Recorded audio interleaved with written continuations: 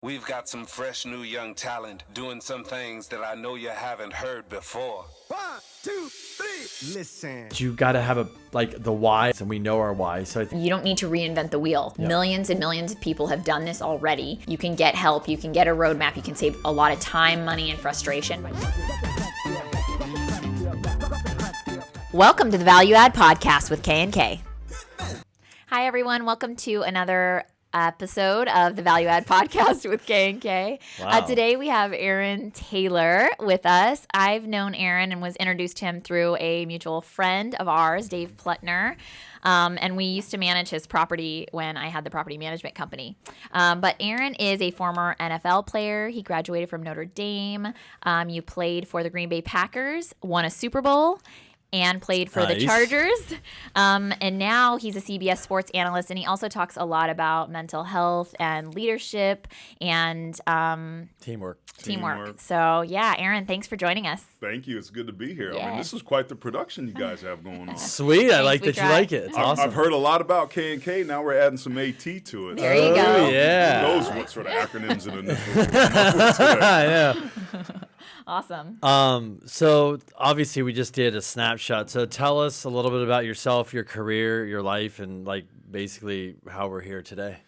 I'm a Scorpio. I like long walks on the beach. Nice. Grew up in a single-parent household. My parents got divorced when I was 2, and that was probably a good thing, figuring, what I know now about what that situation was like. But Interesting. I was the classic kid that moved around a lot. I was always the new kid in school and always having to fit in, new friends, new school, new everything, and that was hard. Compounding that was the fact that I was biracial and had some sexual abuse stuff that happened to me early on as a kid. Wow. So I was navigating a lot and not doing a very good job of it. So I became a DNF student, ended up getting kicked out of the house at the age of 14, and kind of had one of those come to Jesus moments with my mom when I snuck back into the house about 10 minutes after she had gotten home from work. Wow. And man, I wish you guys could have seen the look on her face when I got to the top of the stairs. But the day I got kicked out of the house was the start of me kind of turning things around. And it's the old saying, right? If you don't stand for something, you'll fall for anything. I was really driven by trying to fit in. And once I could channel my energy, and what I ended up focusing on was football, the world opened up to me, man. That's when the invisible doors started to open. Everybody worked hard, but when I worked hard, I got 12% better, 16% better. And I just had this natural God-given ability that thankfully, man, knock on wood, one way or the other, I was able to tap into. And when I channeled my energy and started focusing on what it is I wanted and was willing to do the work necessary to create that success, man, the sky was the limit. So that led to me going to Notre Dame. Wow. At the time, they were 2 years removed from a national championship. I went to a Catholic high school, De La Salle in Concord, California. Go Spartans. You got any Spartans out there listening? Graduated in 3.5 years, and what really attracted to me about Notre Dame was that they graduated 97% of their student athletes, particularly the football players. I wasn't the best student in the world, but I knew I wasn't 3%, so I'm like, I could do that. That's so awesome. I ended up going there and get drafted to Green Bay. I was at the right place at the right time. They had some hotshot quarterback named Brett Favre. They needed an O-lineman, man, and I got drafted. And unfortunately, I got hurt right out of the gate, and that kind of is a whole nother story of redemption, if you will. But was lucky enough to play there for 4 years, go to back-to-back Super Bowls. We won Super Bowl 31, and I'm just living proof, man, that you can outkick your coverage and being at the right place at the right time. That's the story of my life, basically. But it's an honor to be here. Even how I met you and how the building that we acquired is one of those kind of divinely intervened upon situations. So if there is a theme to my life, it's that it's better to be lucky than good. I love it. Wow, I didn't really know all that about your story. So that's it's crazy, but it's really inspiring too, because I think there's a lot of people out there who come from really hard situations and they're looking for that positivity and that light, and you're like the absolute success story. People really strive for that. So I think that's really empowering. And I know that you're starting that podcast, which we'll get into later, but hopefully your story will definitely spread positivity to a lot of other people and spark some growth too. Yeah, I hope so, man. Yeah. I mean, this thing's about the spiritual fruitcake, right? You just freely receive and freely give, and just I've been the beneficiary of so many people that have taken care of me or looked out for me or mentored me and helped me, and that's all I'm trying to do is reciprocate that and do as much good in the world as I can to make up for my 20s and 30s. Because I didn't know that was going to be your story. Honestly, I was sitting here going, kind of threw us for a loop. We have like these questions, now and I was what? like, "Whoa, what are we gonna do?" Yeah. now? Oh, I could come. Spontaneous. I know. Mysterious. It was funny because quick sidetrack. I don't know if you know about David Goggins. Do you know anything about him? No, but you gave me his book, and I'm looking forward to reading it. And you were Okay. all excited, so tell me about Because it. you were kind of going how he was raised and what he went through. There's a similarity, so I was like, "Holy smokes, that book's really gonna knock your socks off. You're gonna relate like big time." Perfect. So anyway, side note, but I was just listening to you. My one thing when you talked about all that and getting to this point in your life, how are you here? Is it the drive, or how is it? Because this is the $1 million question. There's so many people that have it easy in life. They've got good parents, they've got the money, they got all this stuff, and then if they had the struggle, they could have been something better because they had to like reach and pull and claw at it and really move. You know what I'm saying? And you weren't given anything and you had to earn everything. So is it the drive or what is it? That's a great question, and it's complex. I think the thing that hit me first, Kenny, when you were asking me that was everybody wants to be successful, but not everybody's willing to do what that success requires. And I think one way or another, I was thrust into situations where I had to figure it out. It was sink or swim.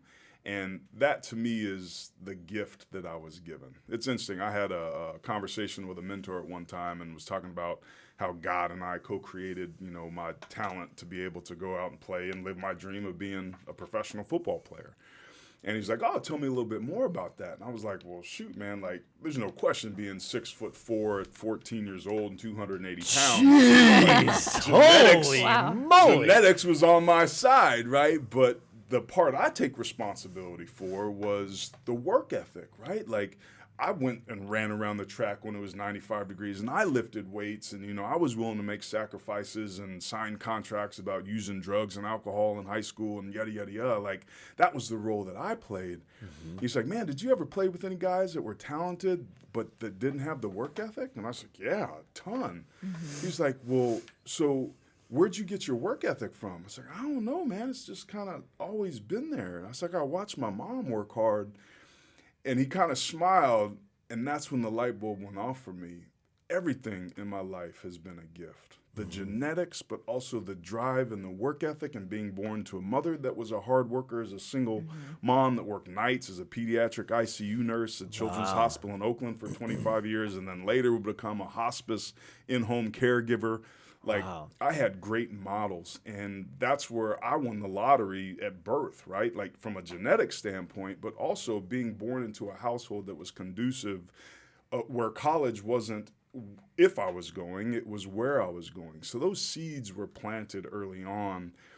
So I look at that as a gift too. Yeah, I showed up and I did the work, but there was something inside of me that was given to me that was innate that I don't have anything to do with, that I think is on the same level of my genetics. I didn't have anything to do with which parents I was born to, and neither of them are nearly as tall as me. My grandmother's 6'4", so I think I probably got some genetics from her, but my whole damn life's a gift, man. And I think the older I get, and I'm 46 now, I just appreciate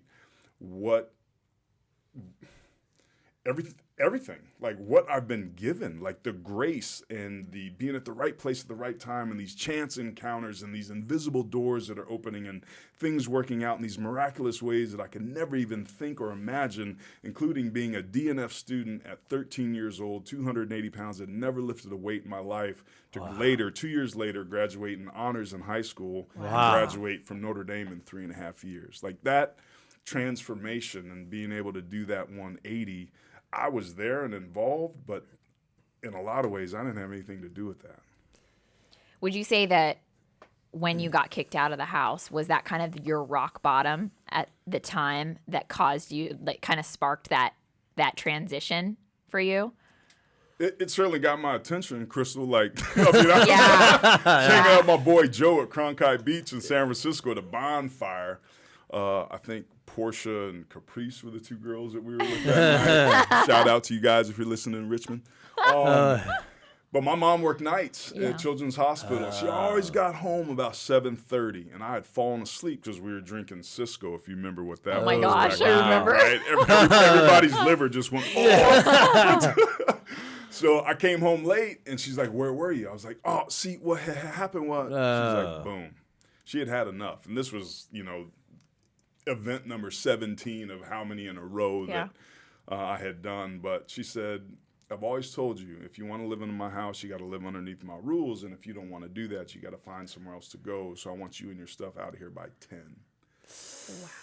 Wow. Damn, that'll give you some things to think about. Yep. Yeah. And Wakey, I called my wakey. boy Joe back, and he came back and picked me up, and I stayed at his house. And unbeknownst to me, my mom's talking with his mom and that whole deal. But during that week when I'm sleeping on his floor with his dirty socks and underwear, it gave me reason to pause and think about, like, what the hell am I doing with my life? How did I end up here, right?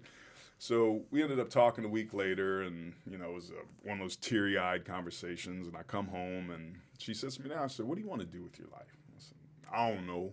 So I want to play pro football. Now, mind you, I had never, ever played football. My nickname was Fridge because the 1985 Bears were Oh, Bears. yeah. Okay. So they called me Fridge. I played backyard football, but so I want to play pro football. I said, well, how do you do that? I said, well, you got to go to college and they just draft you and they give you a bunch of money. Oh, you just go to college. And they That easy. Does everybody get drafted? It's like, nah, just the really good guys. It's like, oh, okay, well, what about grades? When I was in college, you have to have good grades. It was like, yeah, you got to have, at least 2.0 and this and that. Okay, well, how do you get to college? Oh, you play high school and the colleges just give you a scholarship. Oh, they just give you a scholarship. Yeah. Does everybody get a scholarship? No, just, the best guys and this and that. She's like, oh, so really every time you go to school and you're drunk, if you even go, or get D's and F's on tests, what you're really saying is you actually don't want to be a pro football player. Isn't that right, Aaron? It's like, huh? Reverse psychology. Yeah, when you're doing these things and hanging out with your buddies and going to Cronkite Beach and yada, yada, yada, what you're really saying is that you don't actually want to be a pro football player. Isn't that right, Aaron? And boom, that was the moment that the light bulb went off for me, where I realized there was a direct connection between my choices, my actions, and my consequences. Your mother was a smart woman. She was smart. How old were you? I was 14. What year was this? I was ninth grade. So, I graduated 86 or 7? Okay. 88 maybe? So, boom. I said, Mom, but they don't take football seriously at this high school. I was going to Mount Tam and Marin at the time, and we had a coach that stole our away money. Like, we all had to bring like $75 for the bus money for away games, and the coach stole it. The program was a disaster. Oh, my gosh. And I said, that's just, it's not conducive here. It's more of an artsy-fartsy school, whatever. So the evening goes on. We're having dinner, and that night on television comes on this show talking about this high school, De La Salle High School across the bay that had this 44-game win streak. And I looked at my mom, and I said, Mom, see, that's the type of place I need to be. And just the coach, whose name is Bob Laddiser, who I didn't know at the time, was talking about how his players all inherently understood that they're not it, that they're part of it, that there's a greater calling and a commitment and accountability that are the fundamental tenets of our program. It was like all these big-ass words, and I didn't really know what they meant, but resonated somehow. And that was that. So I went to bed that night, and unbeknownst to me, my mom had called the school and said, hypothetically, what would it take to go and this and that. And that was the ball starting to roll. Very shortly after that, a friend of hers at work said, hey, we've got this house in Concord that we're trying to rent. Do you know anybody that would like to rent a house in Concord? Happened to be about 1.5 miles down the street from where De La Salle was. Okay. Another friend within weeks comes to her and says, hey, I've got this program called Baby Moms where registered nurses actually wean babies off of drugs when they're born to drug-dependent moms. Wow. It's tax-free money. It's almost double what your salary is. Would you be interested? And she was thinking about getting out of nursing. So when I talk about invisible doors starting to open, that was my first experience with that. That's great. The second I identified what it is I wanted, it just all fell into place. And all I had to do was show up, and the house and the job and the location and the school all started to show up. I get tingles right now. I Yeah, had me it. too, Yeah, yeah. yeah. That's crazy. because that's Crazy. happened to me over and over and over and over and over in my life, and including the building that is in question of how we even met. That's crazy. Wow. So is that at that point in your life, was that the shift? Was that the mind? That's where you're like this happened. You notice that you're like, I need to seize this moment. Yeah, I think I was nervous and scared Oh, I because bet. there was all these expectations. My mom's You're going, like, "Oh, oh snap, it's all happening. Exactly. Like, what did I say? Wait a minute. Yeah. I'm only 14. Yeah.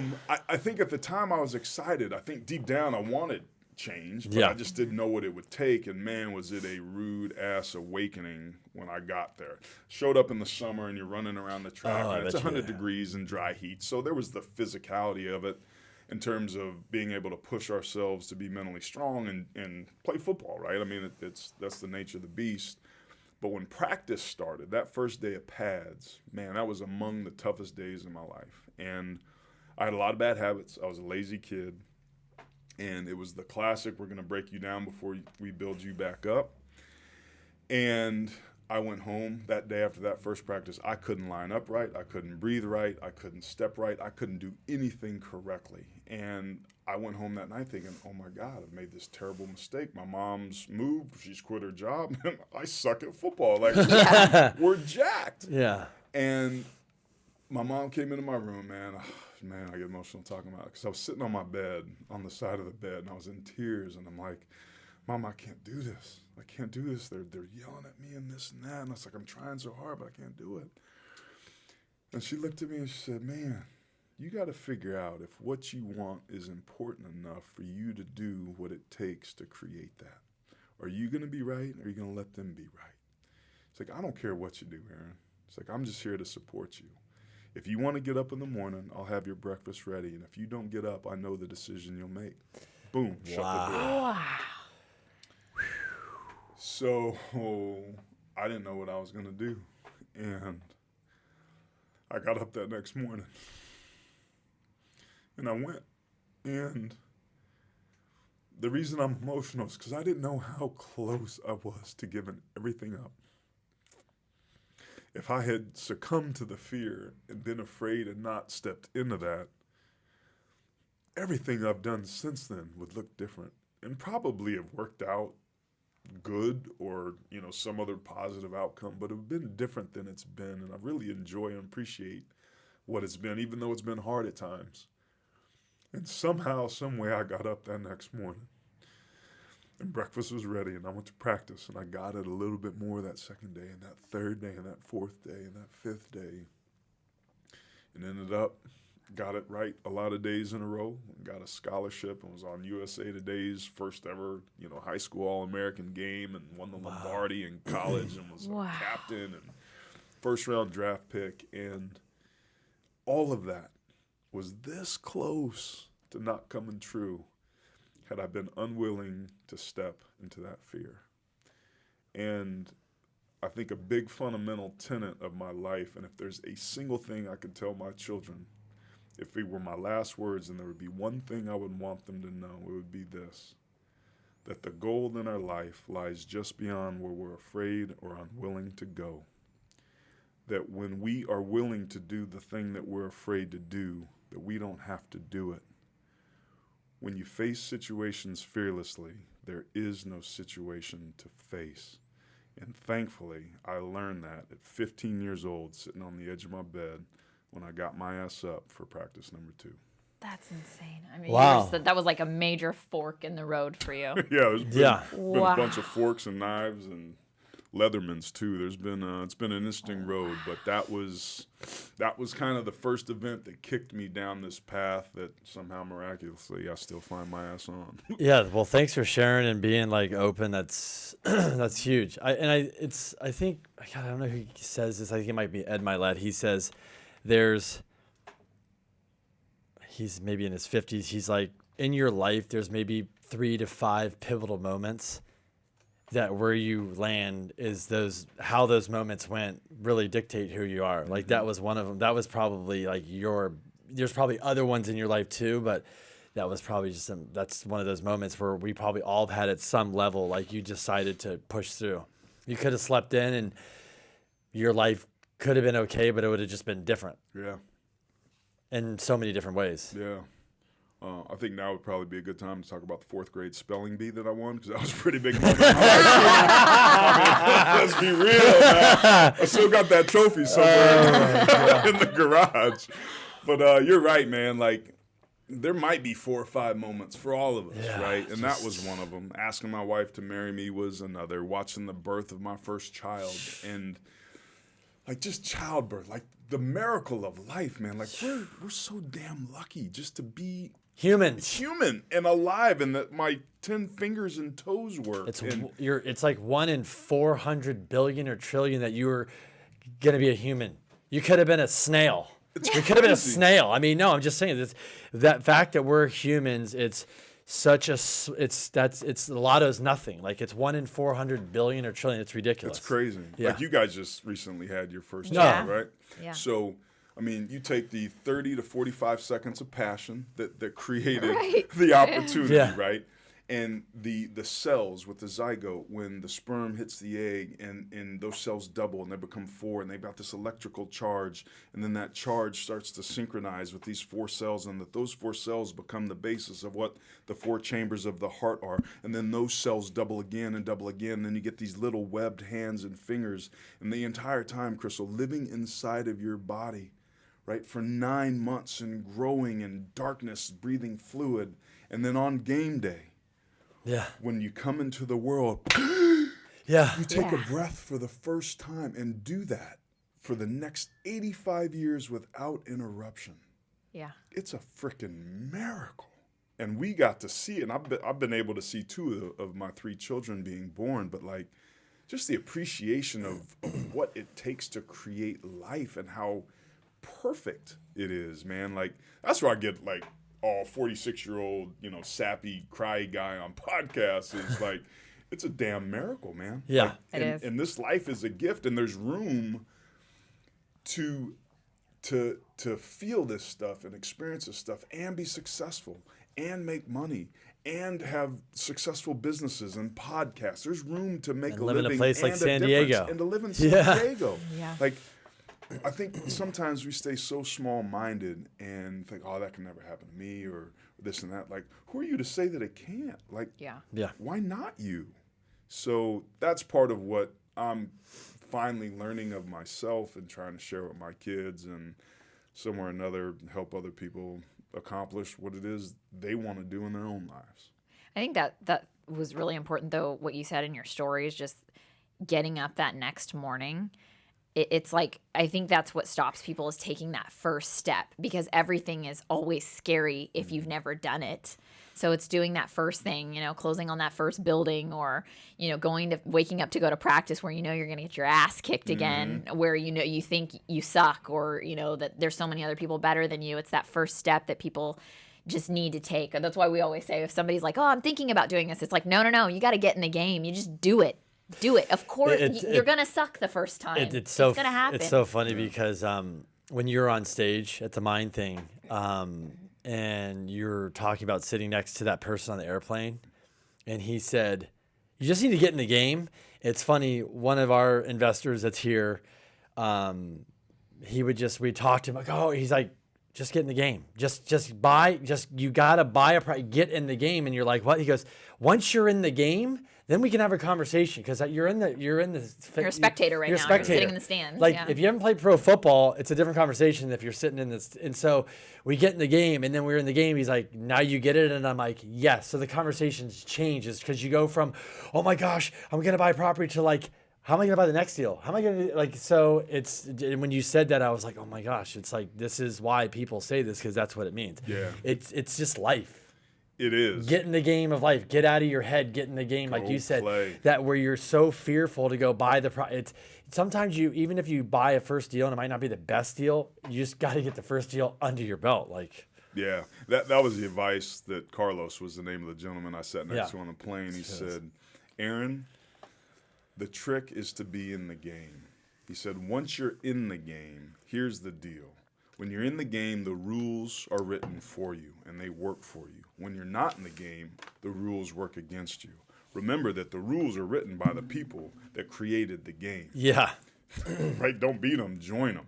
Yep. Right. Get there and stay there, right? So that axiom, that experience that, you know, your clients and this random guy that I sat next to on the plane, funny. that only experience can give you. Now, the guy I was sitting next to is, you know, pushing 70, mid-70s. So he didn't start out there, but he learned that. And that's what's so great about what you guys are doing with your podcast is you're expediting and accelerating your listeners' ability to take lessons that it took people 50 years to get, right? Like, knowledge and information, that's what our economy and currency is now, right? It's not what you, or who you know, it's what you know. And how quickly can you find people? Like, I don't have to be an expert in managing buildings because I can hire Pacific Shore Management. Yeah. I don't have to be able to have, you know, my weapons sharpened on being able to evaluate and identify deals because I've got people I have access to that can do that for me. I don't need to know everything, but I have to be able to access the information of people that do. And I learned that, I think, as an athlete because I was focused on playing. But I would have my financial statements sent to my accountant, and I would have them kind of have, you know, checks and balances. I couldn't do everything that was required to run my life, but I was smart enough to hire people that could.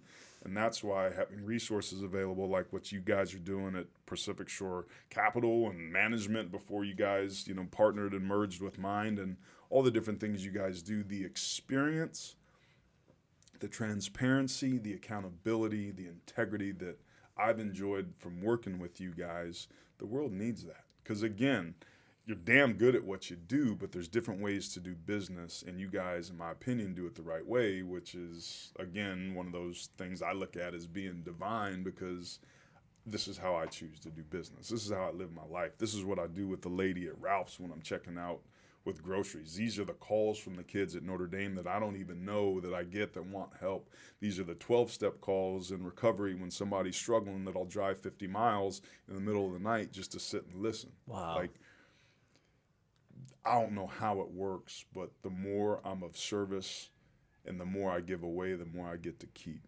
And I don't know how it works. I just watch it over and over and over and over and over. And that, in my opinion, to a certain extent is what you guys do, both individually and as a couple, but also from a company standpoint as well.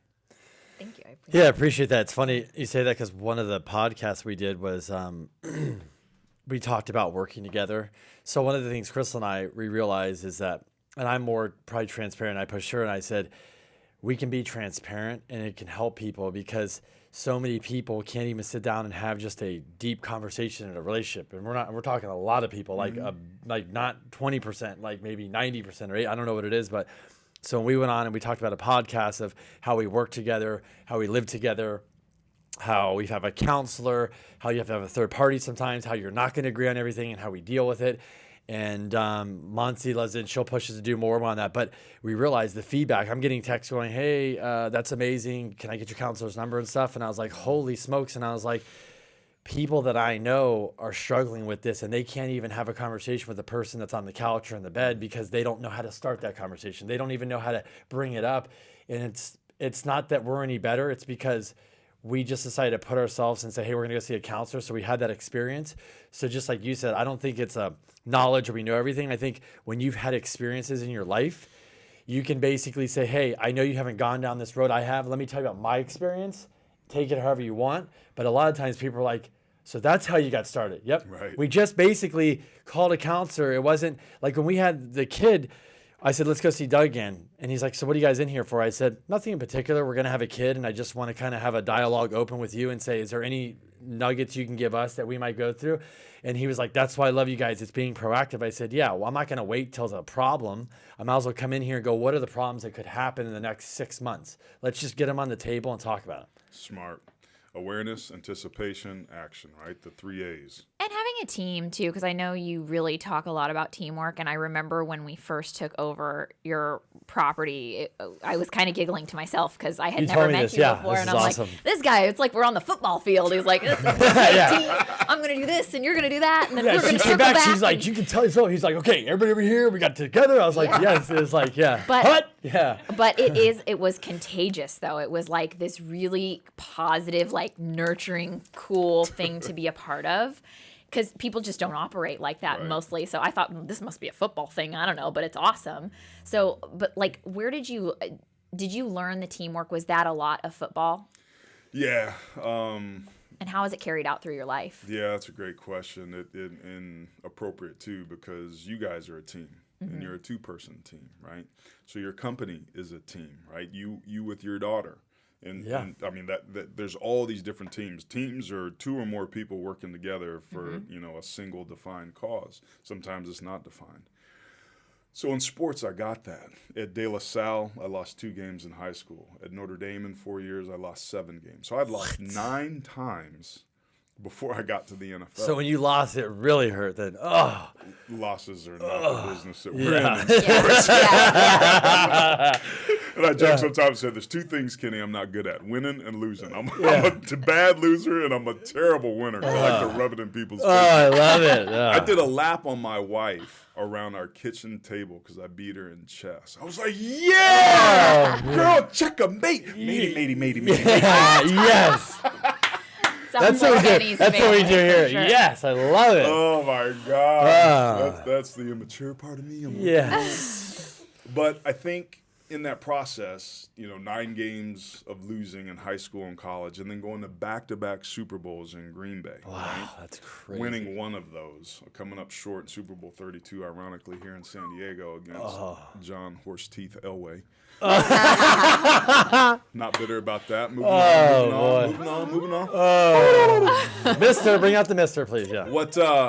What I've come to understand, we created a college football award called the Joe Moore Award, named after my position coach at Notre Dame. And he sent 52 dudes to the NFL in 18 seasons. That's almost an average of 3 per year. Unprecedented, never happened again. It's chock full of college football and NFL Hall of Famers. Coach most notably at Pitt at Notre Dame, our paths crossed at Notre Dame. So we had this team of people that just kind of aggregated. And once they found out what it is we were doing, which was creating the first ever group or unit award in college football, where football, ironically, is the consummate team sport, but they've got 26 awards that are all individual. They all celebrate the antithesis of what makes the sport what it is. So we changed that, and we created something called the Joe Moore Award, which goes to the most outstanding offensive line unit, tackle to tackle. So in that process, people were like, yeah, I love that, celebrating toughness and teamwork and what it takes to, be together, and that, we're not it, we're part of it. Our job is to allow other people to do their jobs and yada, yada, yada. In that process, we pulled off something that is miraculous. We built the biggest trophy that the Foundry and the award-winning artist had ever done in the shortest amount of time. It's 800 pounds. It's 7 feet tall. It's 6 feet wide. Wow. Looks like a damn statue. like a sarcophagus. People joke around. It's like, Joe buried in there? The damn thing's big enough. But we felt it was proportional, or appropriate, rather, to create an award that if it took 5 to earn it, it should take 5 to lift it. So it's sizable, but so is the values and the principles that we're upholding. All that is to say, when we got done with year 1, man, I stopped and looked back and was like, how in the hell did we do this? What ends up of us pulling off 6 different people, only my wife Lena and I were in the same place at the same time because we lived together. Everybody else was remote. We never once met face to face as a team. We did it all virtually and all remotely. Wow. What we had in common was that we were all at least collegiate athletes. We had played at least at that level. So Darren played basketball at Harvard, John played basketball at DePaul, Jack played hoops at Marquette. Like, everybody had a sports background. And there were some kind of best practices that I got curious about that. I'm like, how the hell did we do this? Like, I have this knack of ending up on these really good teams, and I didn't know why. So I started to study it and reverse engineer it and kind of go back and ask questions. And I won't take you through everything, but the bottom line is this. The most important element of teamwork is trust. Yep. Because it says in the inevitable times of adversity that you can count on me, that I will do my job, that I will be there, that I will find a way no matter what. And when you've got that as your foundation, you can put anything else you need, a divorce, a health opportunity, infidelity, an economy turning, 100% vacancy. If you've got that foundation of trust on your team, you've got a shot. Doesn't guarantee that it's going to work out, but you've got a shot. If you don't have that, I don't give a shit how much talent you have or how much money you have. It ain't going to be enough. It's going to implode. So that element of teamwork and that notion of what's possible when people come together for the common good and are willing to sacrifice their personal gain for the stated mission, whether that's between husbands and wives, whether that's between dads and moms and their children, whether that's between companies, or even in a huddle, that element has to be there. And we had that on the Joe Moore Award team. I've got that in my marriage. I've got that with my kids. And that, to me, is where it all starts. When you're talking about a team, 2 or more people working together towards something, if you don't have that critical element of trust, you ain't got shit. Right. So work on that. And if it's not there and you can't create it, move on. I agree. Yeah. To kind of, let's talk a little about football. I know your career, you went into that, but so you're a sportscaster. And I know one of the things Crystal told me, which, if you're not a sportscaster, you don't pay attention, but you're gone like for a certain amount of time during the year, right? Yeah. So how's kind of being a sportscaster now? It's a different role. How's that? And then how do you deal with that being gone from the family? It's tough, man. So I get paid to talk about sports, right? So talk about winning the damn lottery. Yeah. And to give my opinion, and I don't necessarily have to be right. Like, I'm not graded. So in a lot of ways, I'm still on scholarship, right? Like, football was the gift that keeps on giving. And I just back the truck up, they fill it with a little bit of money, and I drive away and say, thanks, I'll see you next week. When I was playing the game, I was the parent of my sport. I lived it, I breathed it. It was 24/7. Every single day, I gave it whatever it needed. Now, as an analyst, I'm the grandparent. I get it on the weekends, I get to have some fun, and during the week, it's somebody else's problem. So from an employment standpoint, it's really good. I love it. The challenge is the network I work for, CBS Sports, is in New York City. And for a while, I would ask my wife and children to move to New York. We'd do half the school year there in the fall, and then in the spring, we'd come back to San Diego. That was great in kindergarten, first grade, but as my 2 boys got older, they started expressing some challenges and concerns. And then we had the surprise, Gina, with our daughter Nia being born. Yep. For the hockey fans out there, I got 1 through the 5 hole. It was an unexpected surprise, but very welcomed. But it just became too much to ask my wife to move to New York. So we made, I don't want to say a fateful decision, but 3 years ago we said, okay, you guys stay there. I'll go rent a furnished apartment. I'll be based in New York. I'll travel out of there, and we'll just power through it. She's a former athlete herself, 2-time Olympian, beach volleyball, went to the University of Idaho and played indoor there. Sick. So we're like, yeah, we'll do it. And it's been this last offseason, literally like within the last 3 or 4 months, we really realized how much of a toll that had taken, and not in a good way, not in a positive way. And I remember before she dropped me off at the airport this past season, before the 2018 season, I looked at her and I said, I feel like the boat is starting to drift away from the dock. And I said, we've each got a foot on the boat, and we've each got a foot on the dock. And I said, it's okay right now, but if this boat keeps drifting, it's going to be bad. Yeah. And like, bye, I love you. Like, I got on the plane and flew to New York. And that for us started a conversation about, okay, what's the boat? Let's define this metaphor. And, started actively getting in counseling again during the season when I had the least amount of time possible. A lot of times those were on nights that I would tape our shows or before game. It was like a disaster. And every part of me was like, don't do that. Like, don't go to marriage counseling before you're going to be on air. And, That's got to be hard for them. Talk about let's talk about the Alabama Crimson Tide. Yeah. Jalen Hurts. But that was another example of, man, we can't afford to not do this. Yeah. Like, there's too much at stake. And I think, to me, at the end of the day, that speaks to having your priorities right. Like, it's great. Like, I made a fair amount of money playing in the NFL. Mm-hmm. But at 28 years old, I owned a house. I had no debt. I had several coffee cans buried in the backyard that had some money. I had no kids somehow. I was the living, breathing American dream. I had it all. My neighbors, any of them would have traded places with me. But it was the darkest, most miserable place and period of my life. And that was another fork in the road where I turned things around. And all that is to say is the job is great, but if I let that be most important, then there's a chance that I could lose everything trying to do something. And we were unwilling to do that. So that's an example where our team came together and we huddled up and said, all right, let's figure this out. And we're going to celebrate our 11th wedding anniversary. Sorry about that drop right there. That was me. I get excited. I like that theme music. We're going to have our 11th wedding anniversary. So the college football gig is fun, dude. I dig it. I really like the guys that I work with. But there's, I don't know how much time we got, but the 4 pillars of fulfillment, I call them. When I retired, I realized that sports gave me the following 4 things. And this is true for, I think, a lot of transitions.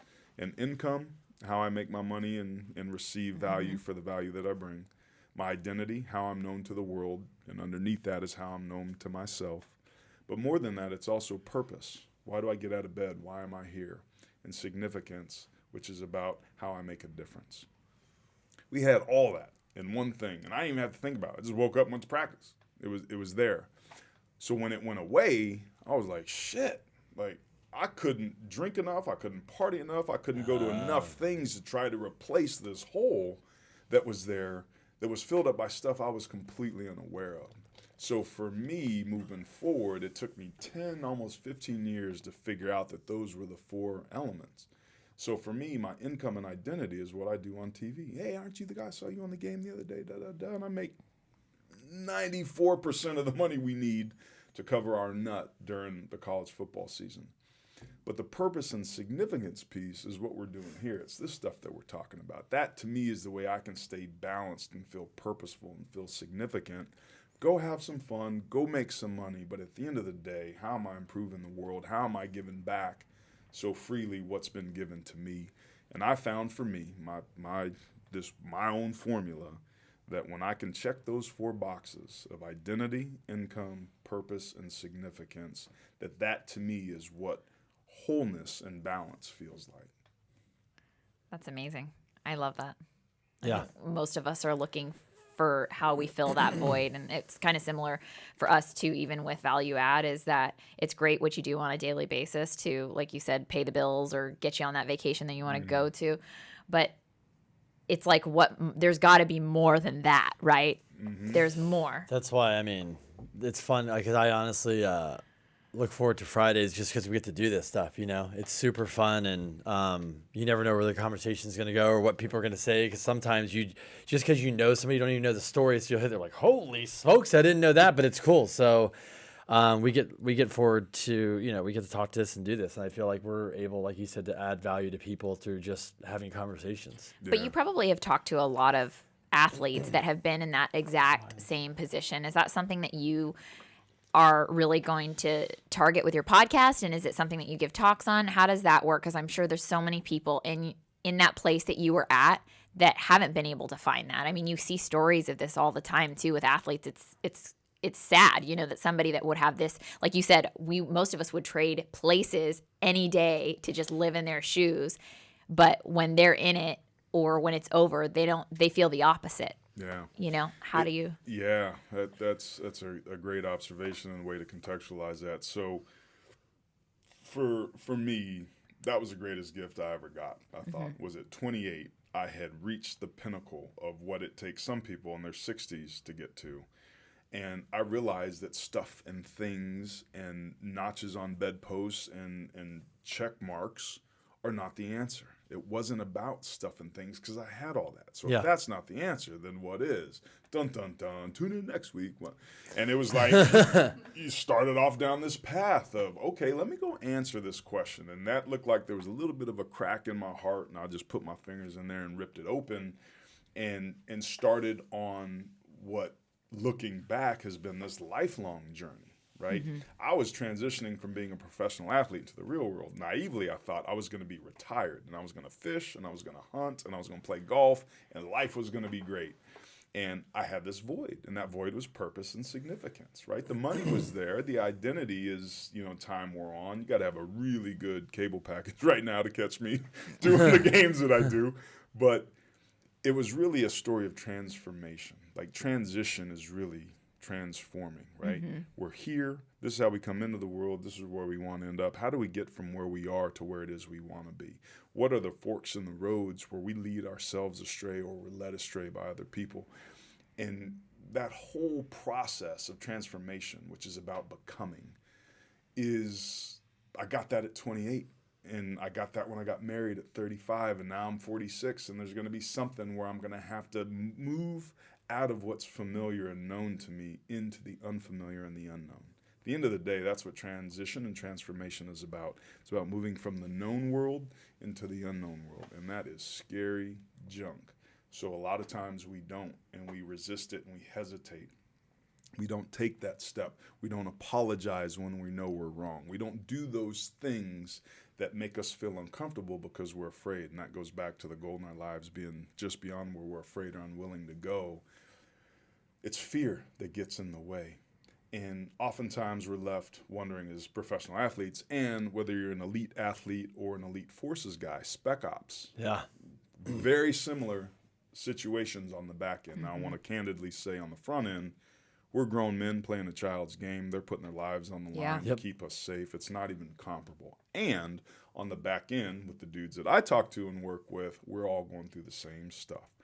For many of the same reasons, their PTSD is a little bit more significant given the nature of what they're asked to do versus kick field goals and convert 4th and 1s. Yeah.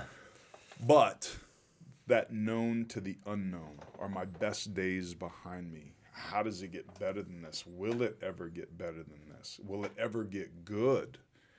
And being clear about what it is you want and what good has looked like. What does it need to look like to have all that? I don't know. A lot of times we get stuck. As athletes, we get done.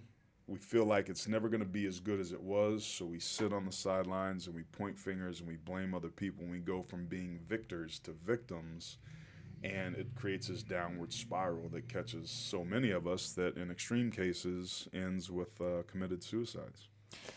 So when you were at those forks in the road, though, what was it that propelled you to take the harder path? I mean, was it intuition, or what do you think it is that someone can use? I mean, when they're at this point in their life, I can go this way or I can go that way.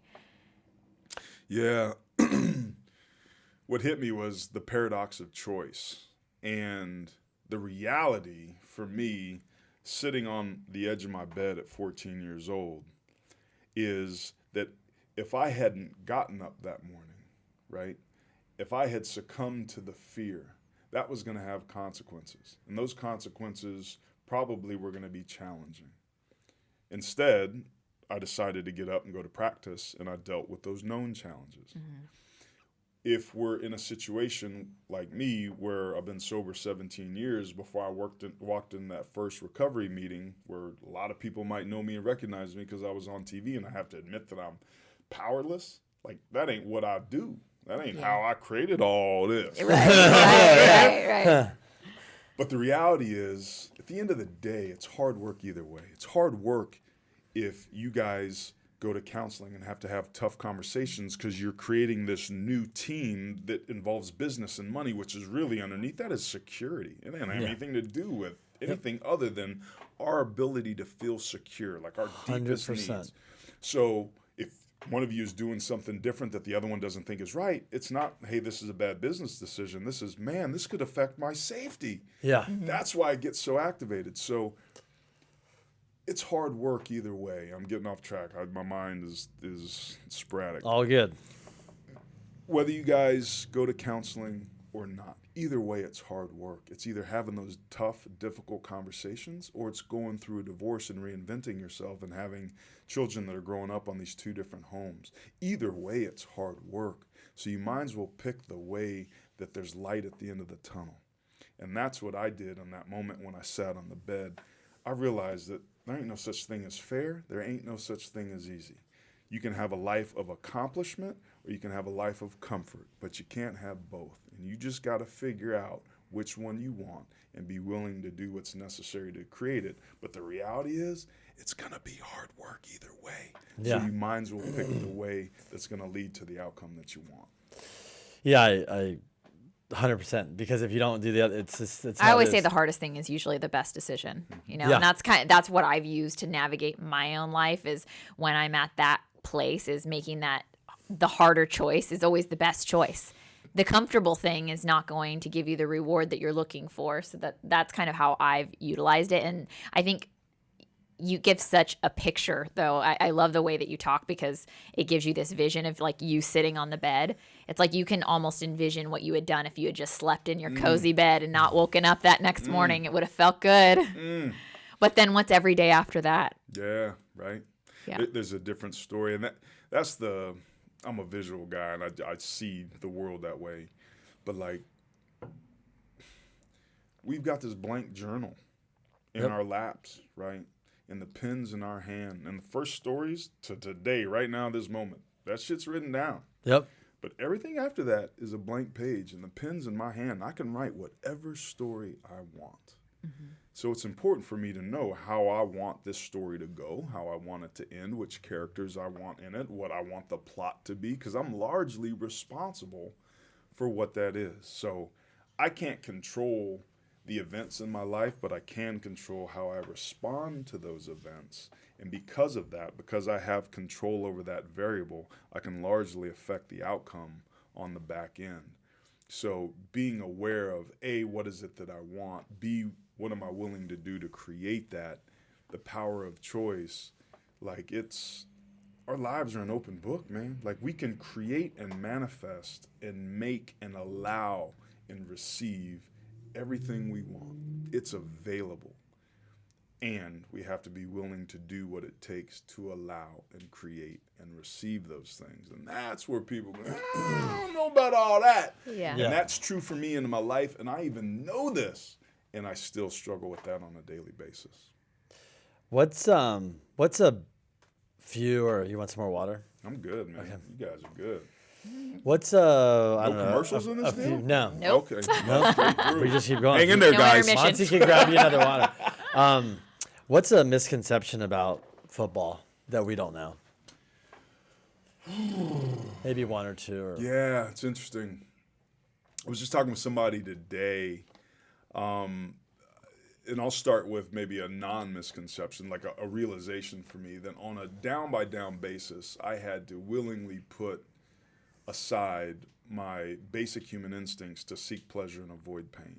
Like that's a switch I had to flip. And I learned that along the way, how to do that. That was a muscle that had to be strengthened over time. I think some of the misconceptions is that everybody in the locker room likes each other. That ain't Hell true. no. But I will say this, culturally, everybody within a locker room on a successful team respects each other. Okay. You ain't got to Very like different thing. everybody, but you do have to respect people, places, and things, viewpoints, all that sort of stuff. Not always the best guys play because general I've heard that. managers put their mark on it and draft guys. There's going to be guys that play just based on where they were drafted versus who's the best player on the team. And that's maybe some inside baseball stuff, if you will. But the football is the greatest game I think's ever been invented. It's taught me so much. And I think more than anything, it's taught me that I'm capable of doing and accomplishing and enduring and achieving way more than my mind tells me I can. I'm looking at your shirt, Kenny, with #mindset, right? Like, it's critical. And when I'm working out with my kids, and I need a little extra motivation or inspiration, my mantra is the mind controls the body. The mind controls the body. The mind controls the body, not the other way around. And So true. learning that and trusting that and pushing yourself beyond where you think you're able to physically go is one of the greatest gifts that sports ever gave me. And Joe Moore taught me that in a profound way. But there were other lessons along the way. It's not all glory and glamour. There's a lot of bull jive that goes on. That I'll say this. Football, without question, compensates you financially tremendously. But it also taught me this, that making money can be expensive. And there's a hell of a price to pay for making money at times. Football is chock full of those examples, but so is the everyday world. So be conscious and clear about what price you're willing to pay to earn money, because sometimes it's a hell of a lot more expensive than you think. Interesting. That's really powerful. Yeah. What's the because I know you have to get this a lot. What's the conversation like when they're like, "Hey, Aaron, my kid wants to be a pro football player." Yeah. And how's, and you're looking at the kid going, well, good luck there. You know what I'm saying? I mean, you know what I'm saying? Is there's one you're looking at the kid going, wow, there's some potential. And there's another one you're like, well, this is a waste of time. But because I know you're getting those a lot. How does that conversation go? Yeah, I get a lot from kids, more so than I get from parents. I'll go and speak at schools or whatever and be like, oh, man, I got this dream playing in the NFL. I'm like, great, me too. Have a backup plan. Yeah. That's great. And Let's talk about plan B. Yeah, let's talk about your other 3 goals. Because the reality is this. I said, you could be the next Tom Brady or Joe Montana or Jerome Bettis, who was a college teammate of mine and recent Hall of Famer. You could have a 20-year NFL career. But the reality is you're going to be an ex-athlete a hell of a lot longer than you're ever going to play. 100%. So then what? Like, I was a first-round draft pick, 16th player overall, way out-invested and was conservative with my spending habits, more so than almost all of my peers. And I work every day to pay my bills. Now, I can acquire some things, and again, was able to acquire buildings and move some things around and have some opportunities. But you're not going to make as much money that you're not going to have to do anything. So let's talk about what else we're interested in doing. Let's talk about the data that suggests and demonstrates quite clearly that if you have your college degree, you're going to play longer in the NFL and you're going to make more money. Let's talk about that. So it's really just about opening up their eyes to the both and. It's great to have a dream to play in the NFL. And if that were to not take place because you had a fluke injury or something like that, what else would you be interested in? What else might you like to do? That there's room for both to play in the NFL and get good grades and be extremely hireable in the marketplace when you're done with college. That's really smart. Yeah, because I was going to, people probably look at the glamorous side of things 100%. when they're wanting to play. And then I was also wondering, though, just with parents, because there's all this talk now, of course, about how damaging playing football can be, not just from maybe, regular injuries, but just how damaging it can be to your brain and all of these things. What do you say to parents who have, I know personally so many people who have boys that want to play football, and these parents do not want to let their kids play, mainly because of the health risks. Yeah, and I'm a dad with 2 sons, Yeah. 10 and 9, and I come from a family that's got late-stage dementia and Alzheimer's and has addiction and impulse control issues that are all things that coincidentally are secondary to CTE and TBI and head trauma and all those sort of things. So my children are at particular risk, and there's smoke there. There's things that I go through on a daily basis, and the dudes that I work with and I talk with, I've now lost 6 guys that I played with or worked with directly in the NFL that completed their suicides. Wow. That's extreme cases. That's a lot of people. It's a lot of people. Was one of them local? Yes. Okay. And that was very well publicized, the junior Seau. Yep. That's what I was... Damn, Kenny. Sorry. Oh, that's all right. It's all good. I didn't know that. So No, yeah, man. that was a tough one. It closes in on dudes, and it doesn't have to, and it's not as simple at all as junior played football, and therefore he committed suicide. Like, that's a linear chain. You play football, you have head injuries, you kill yourself. That's not true at all. It's a spider web. There's a lot of different factors that go into that. That's an extreme case where stars align. I'm privy to all the other stuff that was going on. Sure. And if you're going to get your head concussed multiple times, it's going to lead to damage. Now, what that damage means is arguable. I've got brain scans myself that demonstrate there's white cell matter damage in my frontal lobes, that there's some evidence of different proteins that are, alerts. What that means, I don't know, but we'll see.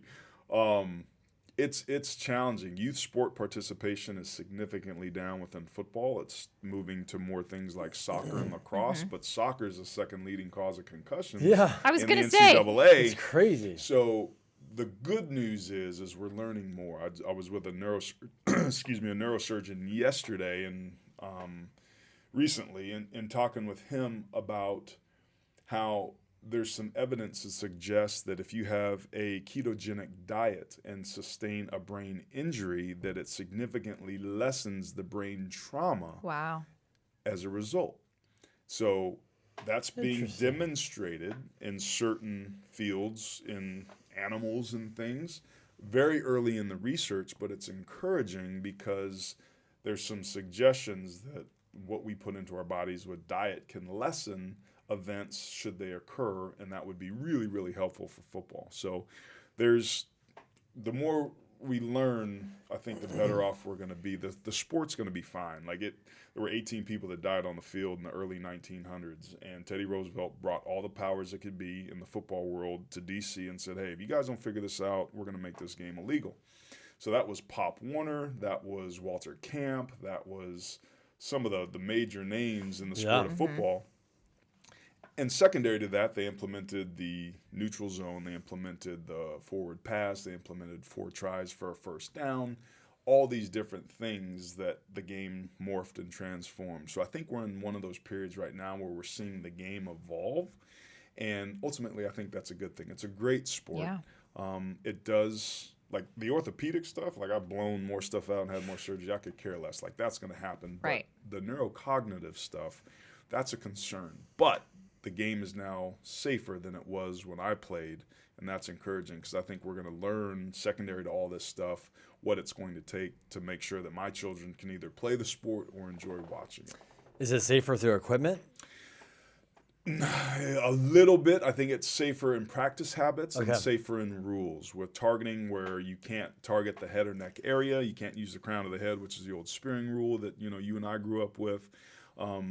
You hear the defenders complain all the time, we can't even touch these guys. You can't threaten a receiver coming across the middle as a safety, and it's easy for the offense. And there's some truth to that. And it beats the hell out of the alternative, so they're going to deal with it. Yeah. This is a big topic always is there's, like you're saying, there's football, there's injury, and then these guys come out and they make a lot of money. And 5 years later, you see some story that the guy's broke.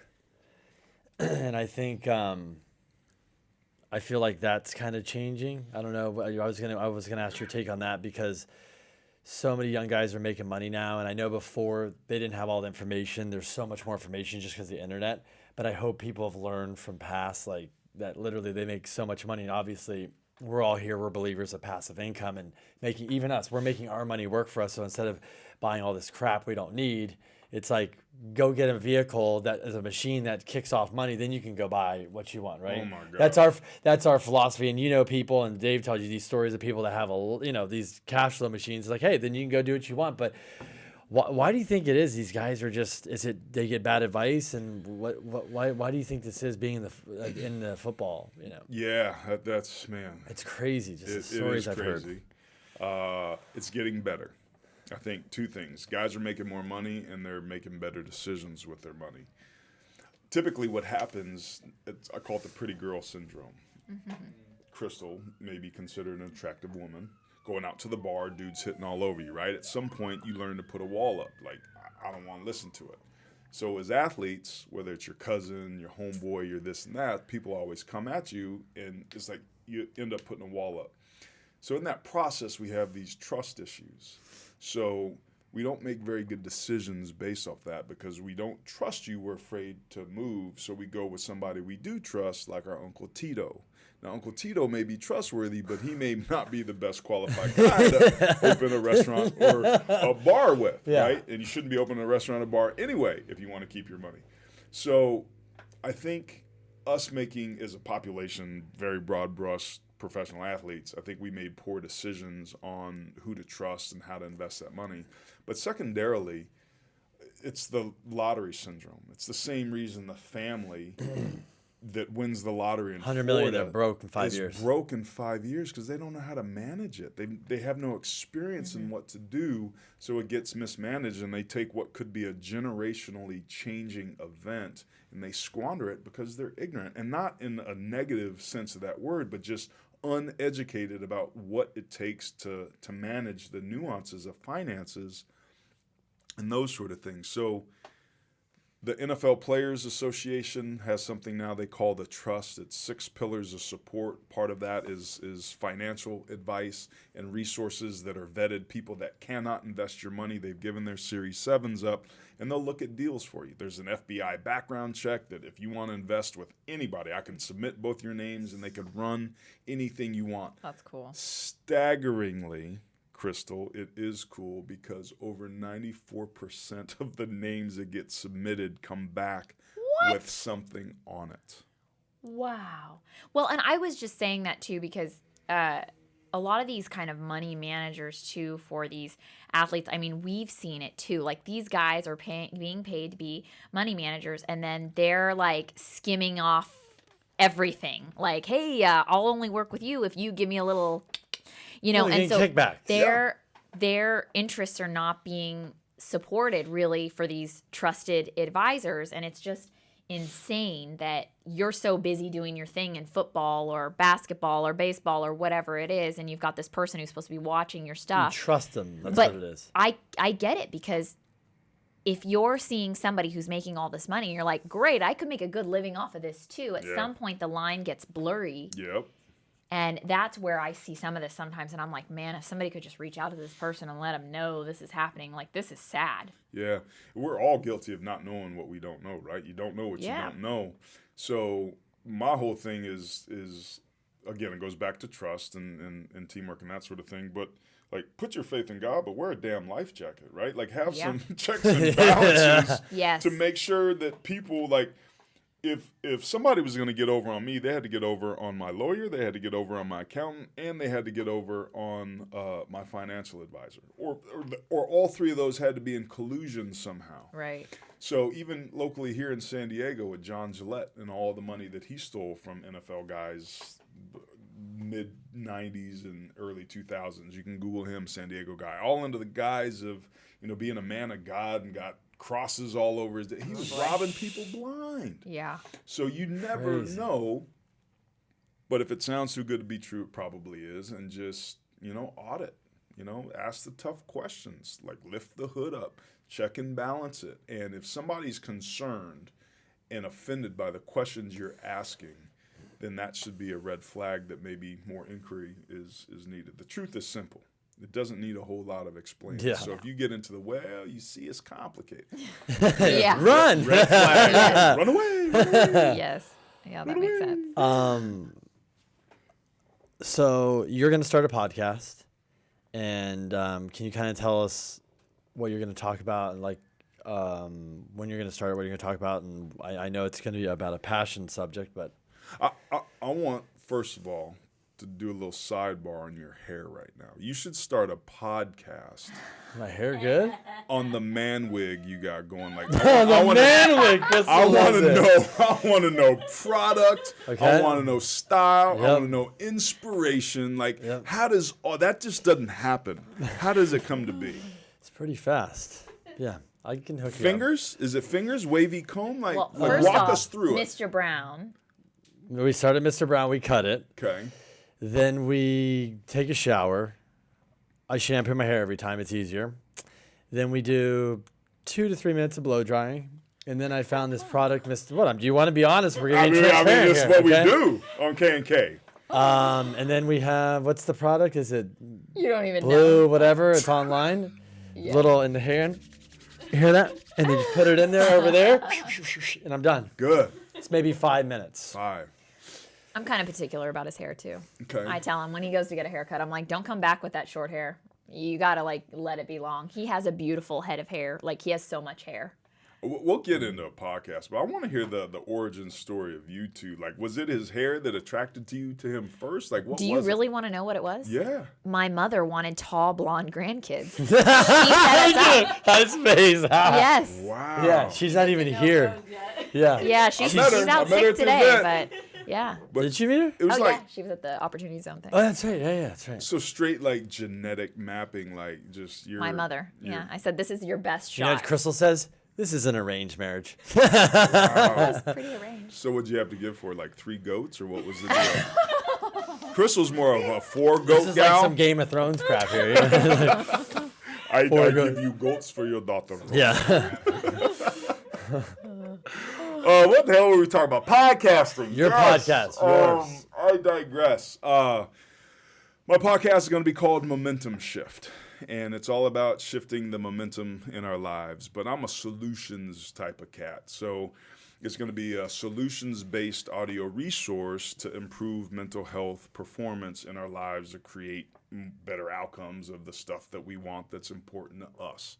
So obviously we'll have a focus on athletes and student athletes, and kind of that's the population, the worlds that I live. But a lot like we're doing here, it's basic, information that I think can help in a wide variety of circles and people and genres and age groups and demographics and that sort of thing. But I think it's time that we have some real talk about what a lot of us are going through, but instead of just dialoguing about that and massaging it, let's talk about what we're doing. Let's create some tools and some avenues, some things to try so that we can go home in our marriages and our businesses, or before the red light comes on and I'm holding the microphone, and have some things to think about or do, or some processes leading up to that that can create better outcomes. So think of it like The View meets the TED Talk with some Dr. Drew thrown in. Nice. I think it's going to be, I like that. Yeah, we're going to have, industry experts on a wide variety of subjects. The first one's going to be appropriately transition and transformation, and we'll take a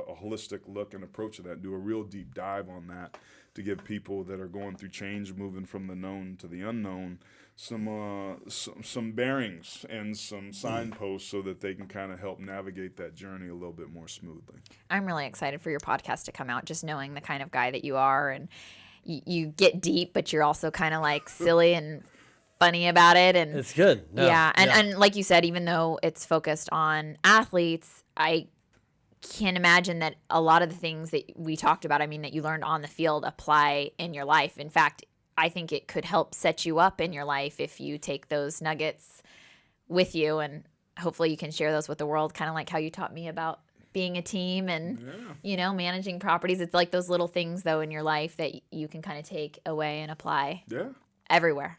That's it. So I got some rapid fire questions. Shaboom. Okay.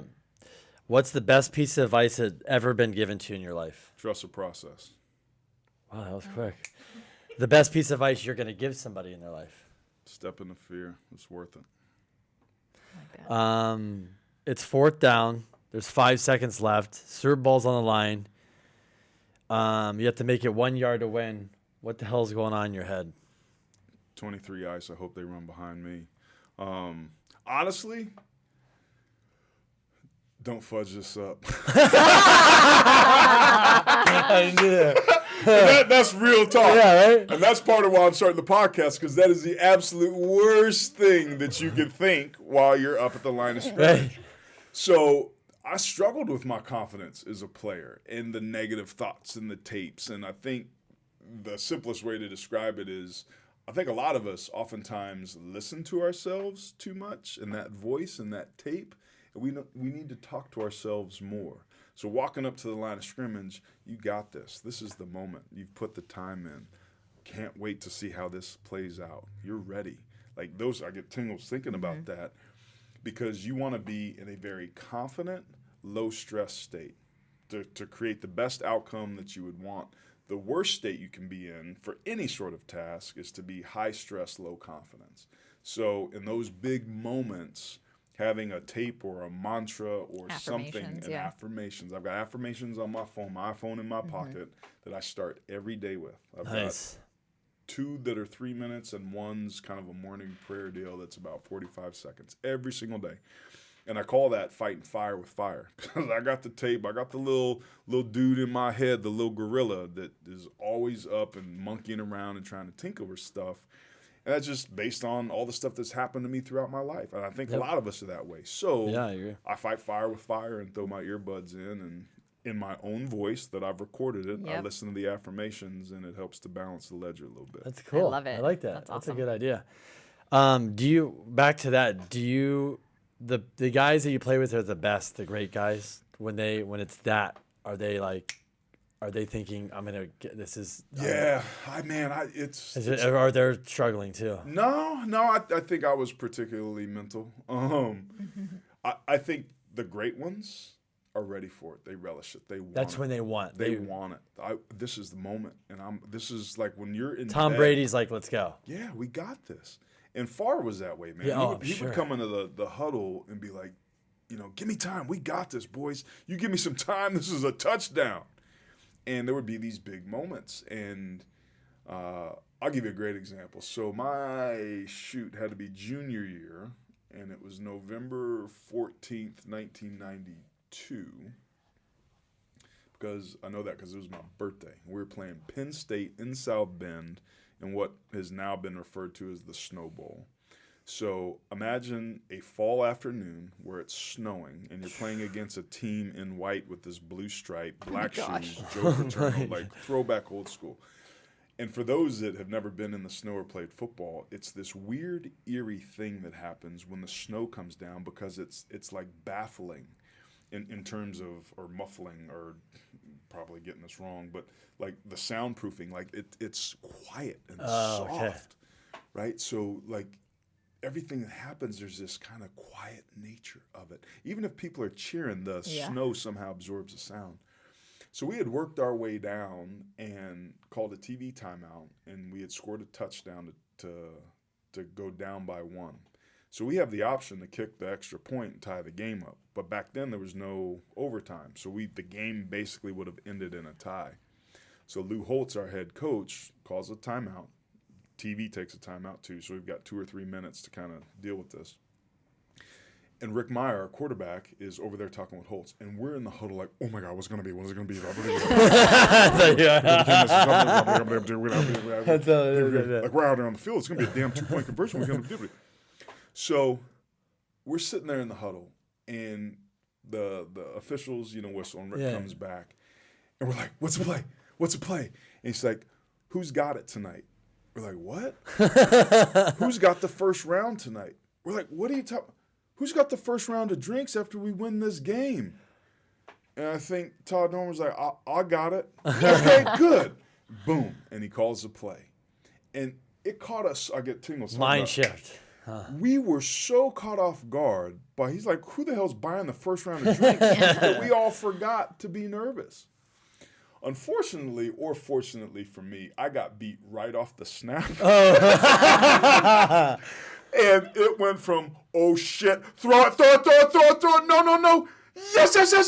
Yes! Oh my God. I got beat right off the snap, which forced Rick to roll to his right, and he just lays this beautiful ball up. And he's running away from Tyoka Jackson, number 97, later played at Tampa, good dude. And lays it, and he's throwing it at Reggie Brooks, who was NFL Rookie of the Year in 1995. Great guy, still works at Notre Dame now, got 77 kids. Reggie couldn't catch a damn cold, but he laid out and caught that 2-point conversion, and that was ball game. We ended up winning by 1. And I always use that story as an example of, in those big moments, what do the great ones do? And Rick knew from his leadership standpoint what was at stake and what was on the line. But he also knew that the best chance for us to perform is if we just did our jobs. We didn't have to worry about what was at stake. So he distracted us intuitively. And I've talked to him about it. He's like, I have no idea. I don't even remember that.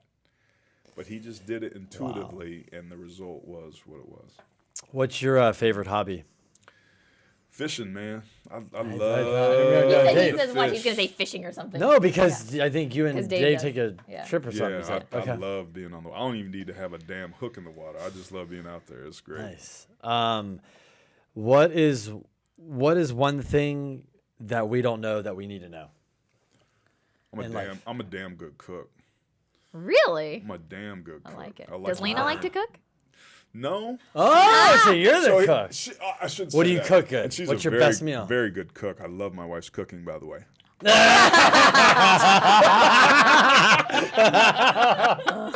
Happy wife is out. We've got a good arrangement. Like, I love to cook, and she loves to clean. So Yeah. we're a match made in heaven. You are, huh? And that's how I learned to cook, because when I was a kid, it was just my mom and I hated cleaning the kitchen. So she's like, well, if you You're learn like, how to fine, I'll cook, make cook. it. So teach me how to cook. And she did. And I've been cooking ever since. So I love cooking and being creative. I think that's where I'm at my best. Like, I'm not a guy, you give me a blank piece of paper, I'm going to draw up this recipe that's never been done. But if you give me something that's really good and give me the base elements, I can put my own twist on it, and it'll come out all right. So that's kind of Cool. like what I do in my life, too. Just put some bumpers on, tell me what the rules of the game are, and You make And you'll make it yours. interesting. I'm gonna put my little twist on it. Yep. I like it. What's your why? Oh man, We're really getting at it today over here. jeez Louise, Dr. Phil. Service. I think to serve, to give back, to be a part of. It's interesting, man. I think for the better part of my life, there was a voice, and if I'm honest, it's still there every once in a while, that I'm a piece of junk and I'm not enough. And there's been these things in my life that have happened that have reinforced that, and that's a lie that I've ended up believing. But I think looking back, the reality is it's that not that I'm not enough, it's that I'm too much of what I'm not. So it's not about picking things up and becoming something. It's about losing and shedding the skin of what I'm not, so that I can just be who I've really been the whole damn time.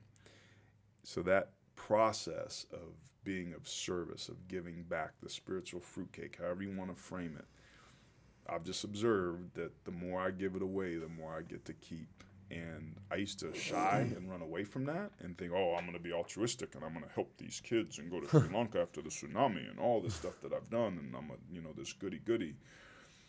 But there's a mutual benefit there. And there's plenty of room to make money and a difference. And at the end of the day, if the best thing that I've ever done is win a Super Bowl and work for CBS Sports, and I've fallen so damn short in my life, it would be a travesty. So affecting change, being a part of that, and giving back is, I think, what gets me up in the morning and keeps me going. That's really cool. I like that. What's next for you, and how can people find you, and especially when your podcast is going to come out? I'll be on the ocean a lot fishing. Nice. We're in the process of, I've got interviews set up, and we're going to record that, and anticipating a July 1 launch on the summer of 2019. There'll be a website. I don't know what that's going to be called yet. My wife is taking care of that. She's really good with that sort of stuff. Cool.